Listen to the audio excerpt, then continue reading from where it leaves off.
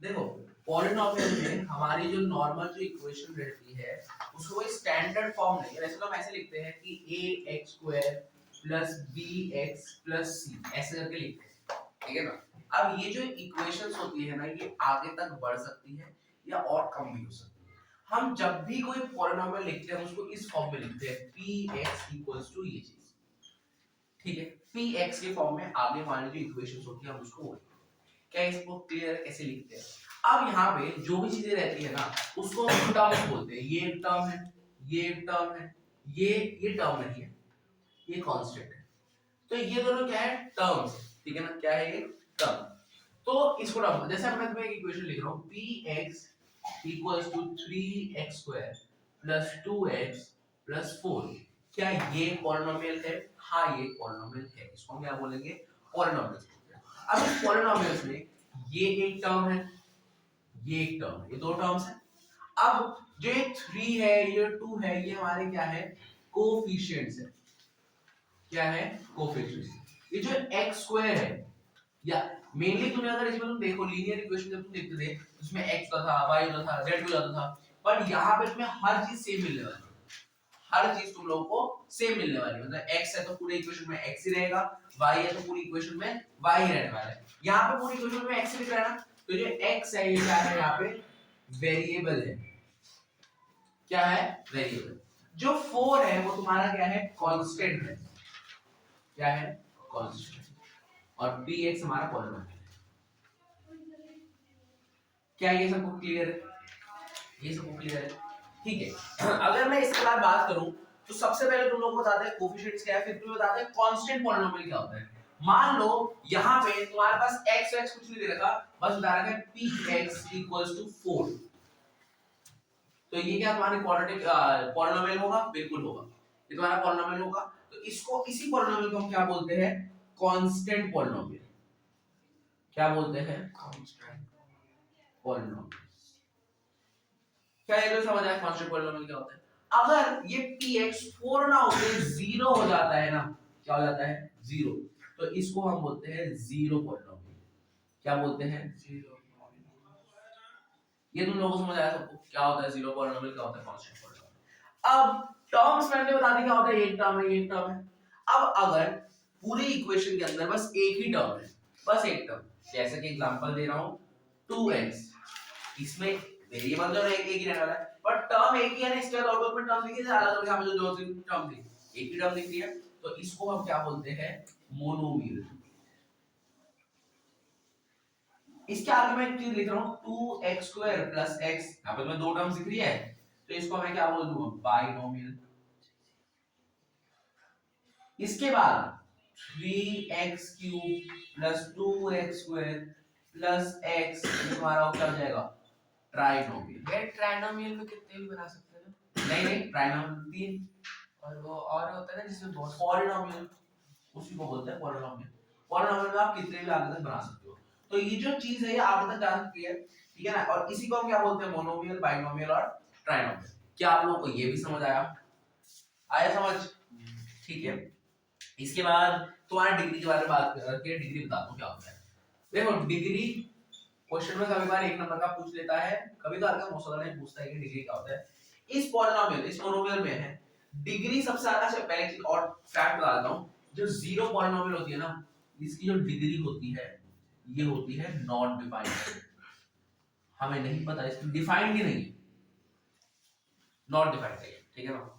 मतलब एक तरह से नॉट डिफाइंड मतलब 1/0, ये नॉट डिफाइंड होता है।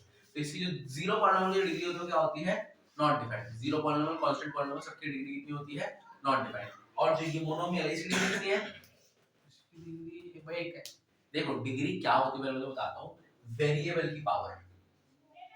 क्या कह रहा हूँ,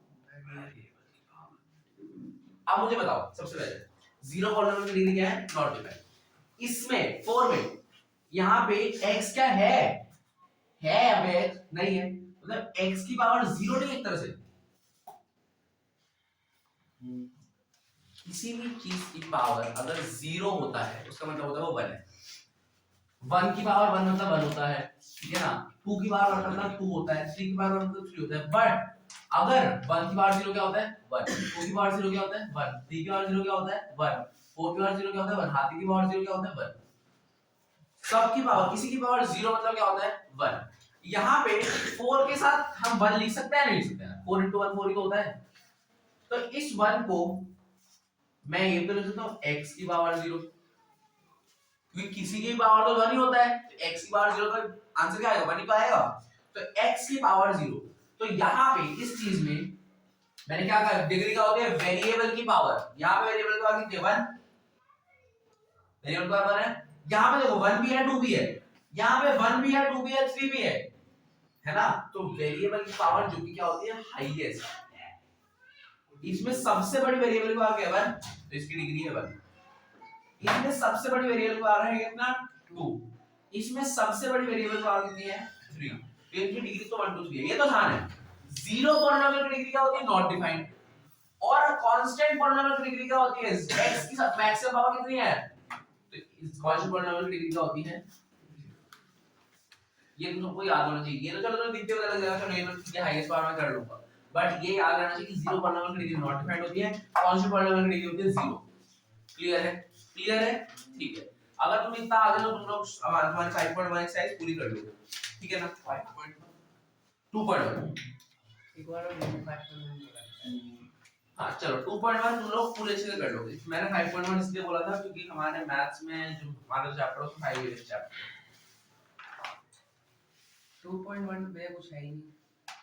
2.1 तुम लोग अगर इतना में आ गए तो तुम लोग 2.1 कर सकते। इसमें एज्यूमिंग नहीं बोला था, नहीं बोला था तू मार्किंग स्किल देख एक बार, सबका मार्किंग कर मैच करा तो निकाला। अब मेरी बात सुनो, इसके बाद अगर मैं बात करता हूँ आगे तो जीरोस ऑफ पॉलिनोमियल,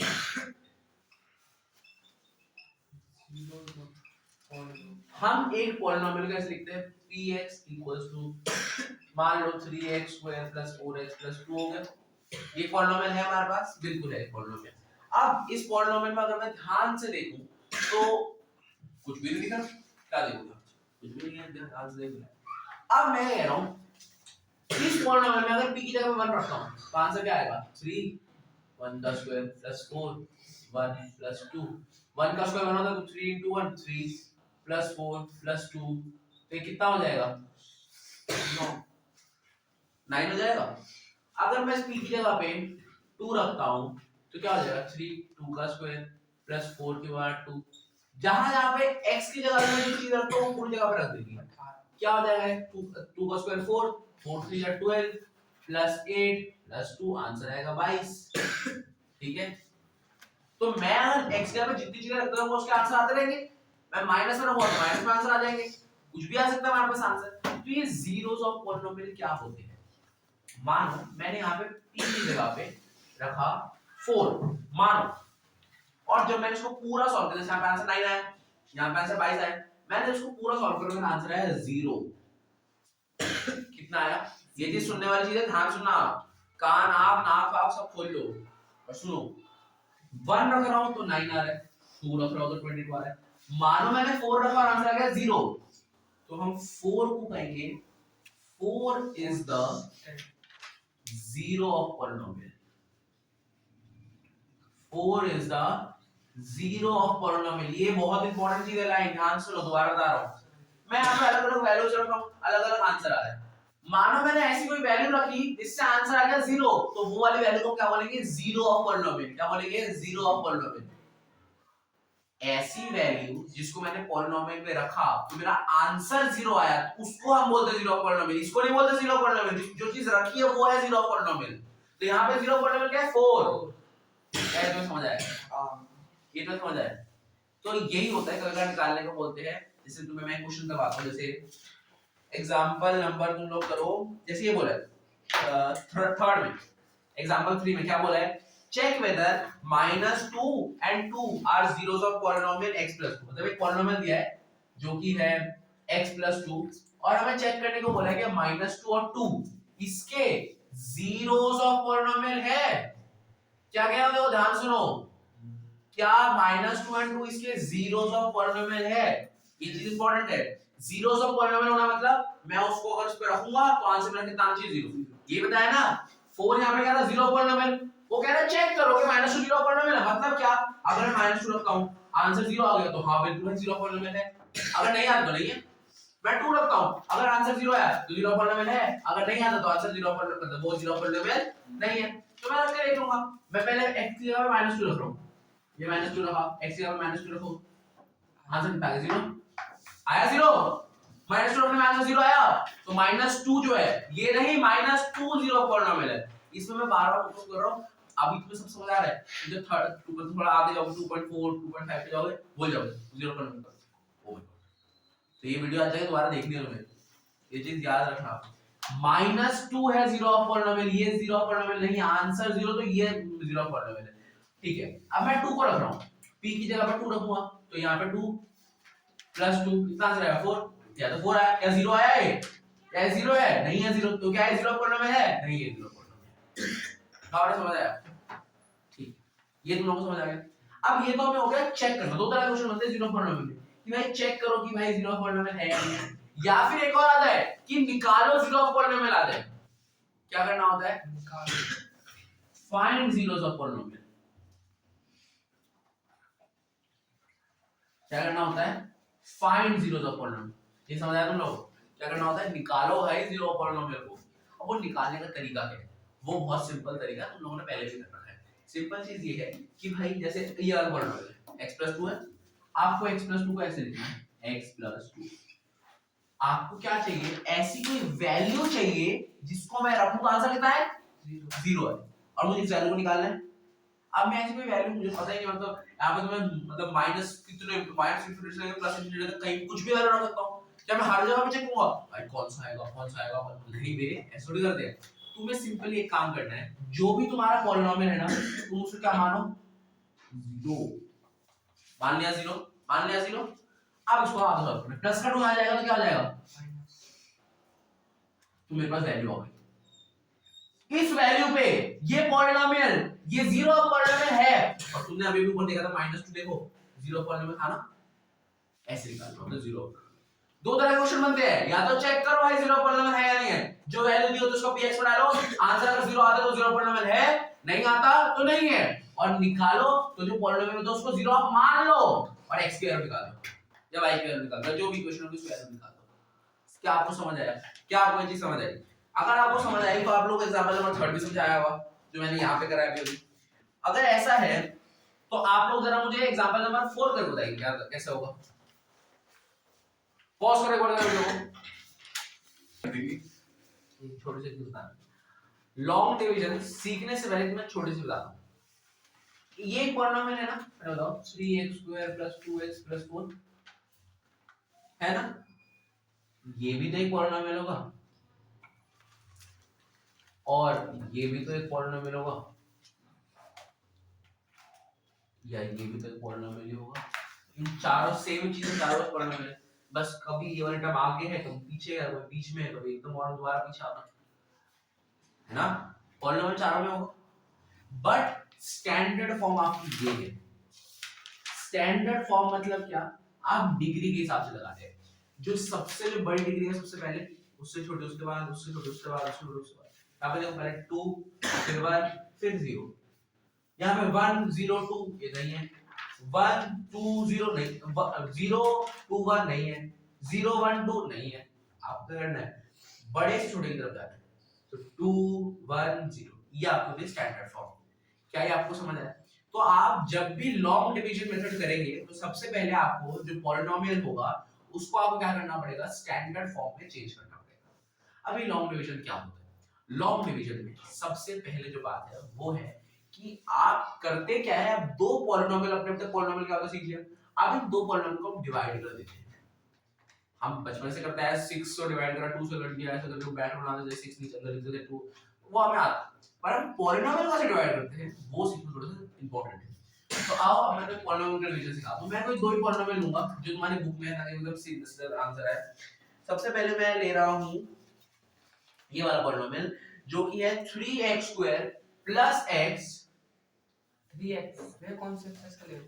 इधर 3x + x, ये तुम्हारा एग्जांपल नंबर 6 का स्टेप नंबर, हां एग्जांपल नंबर 6 3x + 3 पहले हाँ अच्छा करा इन्होंने ऐसे लिख दिया।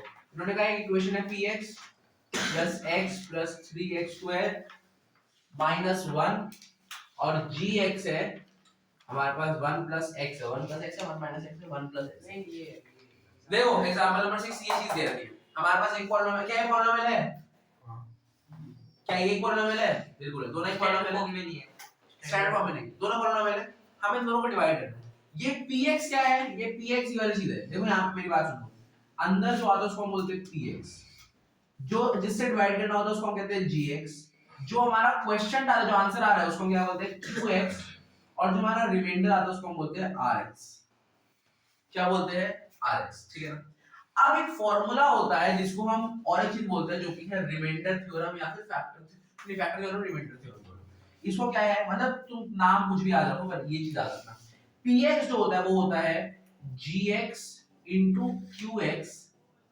plus rx बस ये चीज याद रखो मेरे को वापस बताओ अंदर जो चीज होती है उसको px बोलते हैं जिससे डिवाइड करो उसको gx बोलते हैं जो आंसर आता है qx उसको क्या बोलते हैं qx बोलते हैं जो आंसर रिमाइंडर बचता है उसको क्या बोलते हैं rx अब इसका एक फार्मूला होता है px को वैसे निकालते हैं gx into qx plus rx बस ये बताया मैंने कुछ खास नहीं बताया क्या है समझ आया समझ आया 45 एंड हाफ है ना खुद ही 5 कर देना ठीक अब देखो क्या है आपको समझ आया अच्छे से अब इसके बाद मैं डिवाइड करना सिखाता हूं मैंने कहा जब भी आप लॉन्ग डिवीजन करेंगे सबसे पहले आपका होना चाहिए आपको चेक करना है कि आपकी जो इक्वेशन है क्या वो स्टैंडर्ड फॉर्म में है सबसे पहले आपको क्या चेक करना है कि आपकी जो इक्वेशन है वो क्या है स्टैंडर्ड फॉर्म में है यहां पे जो दो इक्वेशन है px और gx क्या ये दोनों स्टैंडर्ड फॉर्म में है क्या ये दोनों स्टैंडर्ड फॉर्म में है नहीं स्टैंडर्ड फॉर्म क्या थी डिग्री के हिसाब से रेंज होगा पहले 2 फिर 1 या फिर 3 2 क्या है दोनों में से कोई भी स्टैंडर्ड फॉर्म में है नहीं इसकी डिग्री कितनी है पावर कितनी है 1 फिर 2 फिर 0 1 2 0 क्या हो गए हमको जैसे चाहिए 2 1 0 ऐसे चाहिए ना सुन ले मेरी बात 2 1 0 चाहिए तो हम पहले px को स्टैंडर्ड फॉर्म में करेंगे तो स्टैंडर्ड फॉर्म में px करेंगे तो क्या हो जाएगा 3x² plus x minus 1 अब देखो क्या अभी स्टैंडर्ड इक्वेशन में स्टैंडर्ड फॉर्म में है पहले 2 आया है पावर फिर 1 आई है फिर 0 आई है हां भाई यही चाहिए था हो गया gx देखो gx स्टैंडर्ड फॉर्म इक्वेशन में है स्टैंडर्ड फॉर्म में है नहीं है पहले 1 की और गया तो 0 हो गई x की और 1 हो गई 0 और 1 नहीं हमें तो उल्टा चाहिए मतलब 1 2 ऐसे करके जाते मतलब 2 1 ऐसे करके जाते उल्टा डिसेंडिंग ऑर्डर में तो ये भी नहीं है तो हम gx को भी स्टैंडर्ड फॉर्म में करेंगे तो हो जाएगा x 1 क्या ये आप दोनों आपको स्टेप्स क्लियर है जो मैंने यहां से ये करा है स्टैंडर्ड फॉर्म का चेंज करा स्टैंडर्ड फॉर्म में छोटे वाली हो जाएगा अब आता है डिवाइड करने वाला प्रोसेस कि भाई एक्चुअली डिवाइड करते कैसे हैं तो जैसे कि मैंने कहा कि px को gx से डिवाइड करना तो px अंदर आएगा और gx बाहर आएगा यही सेम चीज करनी है आप px को अंदर लिखेंगे ये 3x² प्लस x है माइनस 1 है इसको बस अंदर लिखेंगे और जो gx उसको आप बाहर लिख रहे हैं अब यहाँ पे बहुत अलग-अलग टीचर्स बहुत अलग-अलग तरीके से तुम्हें सिखाते हैं और तुम लोगों को कुछ भी समझ में नहीं आता बिल्कुल दिमाग के बाहर चला जाता है बट अब जो मैं सिखाऊंगा मोस्ट प्रोबेबली तुम्हारे दिमाग के अंदर जाएगा बहुत सिंपल चीज है जो मैं बताऊंगा कुछ हार्ड नहीं है ठीक है ना इस चीज को मैं इस चीज को तो बिठा देता हूं px और gs जो स्टैंडर्ड फॉर्म में करा ठीक है ना और बाकी ये चीज तुम याद रख सकते हो वैसे कुछ है नहीं वैसे ये मुझे बताना था कि px अंदर और gs बाहर है ठीक है ना अब मैं ये बता रहा हूं अब पूरा फोकस बोर्ड पे होना चाहिए बहुत इंपॉर्टेंट चीज है देखो हमें क्या करना है शांति से कुछ लिखना मत कुछ नहीं पहले सुन लो मैं आराम से लिखने का टाइम देखो चाहे पॉज करके ये पहले जो टर्म है इसको आप उठाओ साइड में ले जाओ पहली टर्म क्या है 3x भावना ध्यान से ठीक है ना ये आता है पेपर में ये आपने लिख लिया अब एक लाइन की जगह अपॉन के फॉर्म में यहां से आपने पहले से लेना px है अब यहां से पहले से क्या है x अब x को आप इसके नीचे लिख दो क्या इतना काम आप कर सकते हो इतना काम कर सकते हो बिल्कुल कर सकते हो अब मुझे बताओ ऊपर x का स्क्वायर मतलब 2x है नीचे 1x अगर ये कट जाएगा तो मतलब x का स्क्वायर मतलब क्या होता है x x ना यहाँ पे x है यहाँ पे x है कट गया तो क्या बचेगा 3x बचेगा ना ये चीज समझ आई सबको यहाँ पर अब ये 3x को उठाओ और यहाँ रखो क्या करा आपने यहाँ से पहले टर्म उठाई साइड में लेके गए यहाँ से पहले टर्म उठाई साइड में लेके गए दोनों को साइड में ले जाके काट दिया वापस जो चीज आई उसको आपने यहाँ पे लिख दिया अब क्या है ये जो चीज आपकी आई है ना जो चीज अब ये चीज इंपॉर्टेंट है यहां तक तो बस सब कुछ आ गया भाई वो ले जाओ जो आंसर है उसका आना दिया अब जो चीज है यहां अब इस x का जो चीज बच गई ना और यहाँ पे जो आंसर है इन दोनों को मल्टीप्लाई करना है, इन दोनों को मल्टीप्लाई करना है। 3x क्या आएगा 3x। ठीक है, ध्यान सुनो मेरी बात, तुम लोग कंफ्यूज मत होना। यहाँ पे 2-3 स्टेप है जो एक साथ करने होते हैं, अगर वो करा तो हमारा लॉन्ग डिवीजन आ जाएगा। ये बहुत कम लोग बताते हैं, पर मैं बता रहा हूँ, सुनो। यहाँ से पहले चीज उठाओ, यहाँ से पहले चीज उठाओ, दोनों को काट दो, जो मतलब कटेगा, जो बचेगा वो आ जाएगा हमारे पास। यहाँ लिख दिया। अब ये करने से पहले बता रहा हूँ, ये लिखने का मतलब क्या करना, जो यहाँ से जो चीज लिखी है ना, सेम एज इट इज डालना नीचे। यहाँ से पहले चीज लिखी गए, यहाँ से पहले चीज लिखी गए, जो आया आंसर उसको यहाँ लिख दिया, यहाँ पे जो चीज थी वही डिटो चीज यहाँ लिख दी। इतना तुम लोग सब कर सकते हो। अगला स्टेप है, जो आंसर यहाँ पे आया ना, ये जो चीज आई है यहाँ पे, इसको उस तरह मल्टीप्लाई कर दो जहाँ पे बच गया। x तो चला गया था वहां पे, 1 नहीं गया था ना, 1 को नहीं छोड़ दिया था, 1 तो क्यों अकेला छोड़े भाई, इसको भी मल्टीप्लाई कर दो। तो हमने अगर 3x को 1 से मल्टीप्लाई करेंगे आंसर कितना आएगा 3x। किसी भी चीज को 1 से मल्टीप्लाई करने का आंसर आता है 3x, तो आएगा 3x। बस आपको इतना करना है। पहले स्टेप में मैंने क्या करा, सबसे पहला स्टेप साइड में लेके जाओ, साइड में लेके जाओ px की और gx की पहली टर्म्स को, कितनी कौन सी टर्म्स को, पहली टर्म्स को। ये आप कर सकते हो, बिल्कुल कर सकते हो। फिर आप क्या करो, क्रिस्प मतलब काटा बेटी, इसमें काटा बेटी लिखूंगा,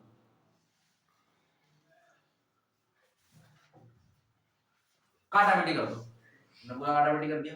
अब थर्ड स्टेप में आपको क्या करना है, जो आपका आंसर आया काटा बेटी करके, आंसर आया ये काटा पीटी करके, उसको आपको इधर लिखना है, qx की जगह पे लिखना है। यहाँ पे qx मैंने आपने बताया था qx कहाँ पे आता है, उसको आपको कहाँ लिखना है, qx की जगह पर।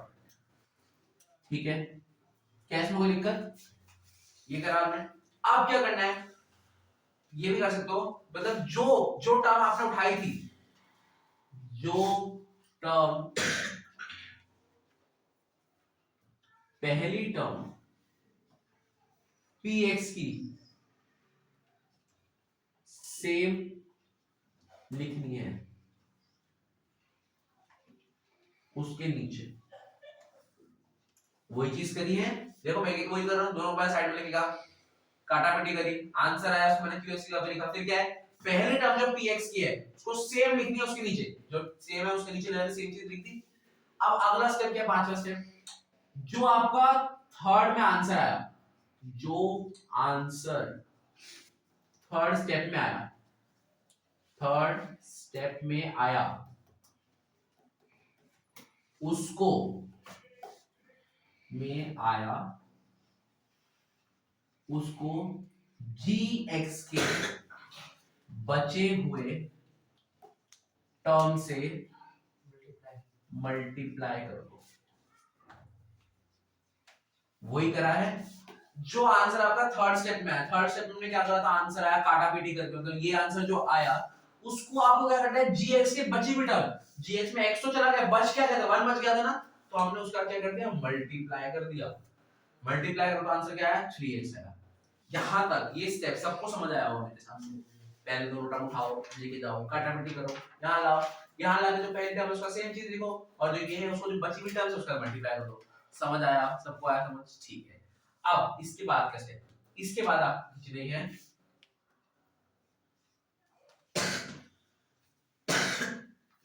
क्या लिख रहे हो,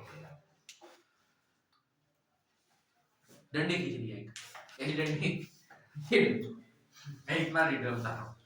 अब आपको करना क्या, देखो अब ये चीज आप सबको समझ बहुत आसान लगी। ये 3x स्क्वायर प्लस का है कि माइनस का है, प्लस किसका है, प्लस 3x स्क्वायर का कुछ भी नहीं है तो प्लस का है, तो इस प्लस के तो यहां नीचे लिख देना माइनस का।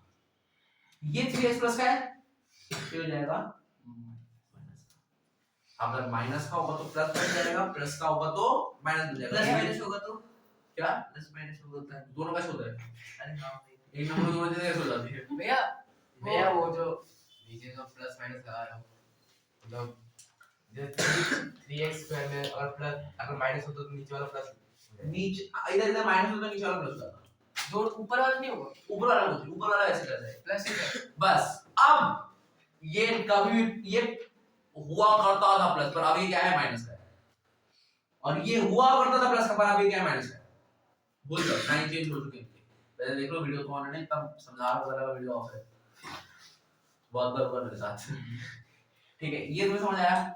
अब देखो प्लस का 3x² और माइनस का, ये माइनस का 3x है ना, हाँ इन दोनों को माइनस को आंसर कितना आएगा भाई 3x² में 3x² हटा दो क्या हो जाएगा 5 पेंसिल में से 5 पेंसिल हटा दो कितना बचेगा, तो ये आंसर कितना आ रहा है 0 0 ना लिख के ऐसे काट दो, कटने वाला से कुछ आएगा ना 0 और काट दो। यहां पे देखो प्लस का x और माइनस का 3x, इसका मैं आंसर डायरेक्ट लिख रहा हूं, हो सकता है में से बहुत लोगों को ना आए पर मैं एक्सपेक्ट करूंगा कि आप लोगों को आना चाहिए। आपको जाना है लेके जाओ आप लोग पढ़ने और ट्यूसडे ऊपर हां ट्यूसडे ऊपर मैथ पे ये घर पे दिखा देना, मेरे पास मम्मी से मैसेज आना चाहिए और सामने से साइन करवा के भैया है नहीं, अभी भैया है नहीं, भैया को मैं व्हाट्सएप बता दूं। ये समझ आ गया, ये सबको मेरे हिसाब से आना चाहिए था। देखो ना प्लस का x माइनस का 3x, इधर एक है इधर 3 है, दोनों कटेगा तो आंसर आएगा 2, बड़े वाले साथ माइनस करेंगे तो माइनस का 2 और साथ में x, तो ये आंसर कितना आएगा -2x। तो यहां पे मैं क्या लिख दूंगा -2x लिख दिया। आपने यहां पे साइन चेंज करा, साइन चेंज कर दिया। 8वां स्टेप क्या था आपका कि आपको करना है प्लस माइनस जो भी हो रहा हो आपको सॉल्व करना है। सॉल्व करा आपने, तो प्लस माइनस लेके सॉल्व लिख देता हूं। सॉल्व करा आपने, जो आंसर है वो आपने लिख दिया। सॉल्व करने के बाद जो बच गया था qx में, अब देखो जो px में बच गया था उसको एज इट इज उतार दो। जो बच गया था क्या हो गया, माइनस में बच गया था ना, तो माइनस को वैसे का वैसा उतार दो। ये आपको समझ आया। अगला स्टेप बहुत इंपॉर्टेंट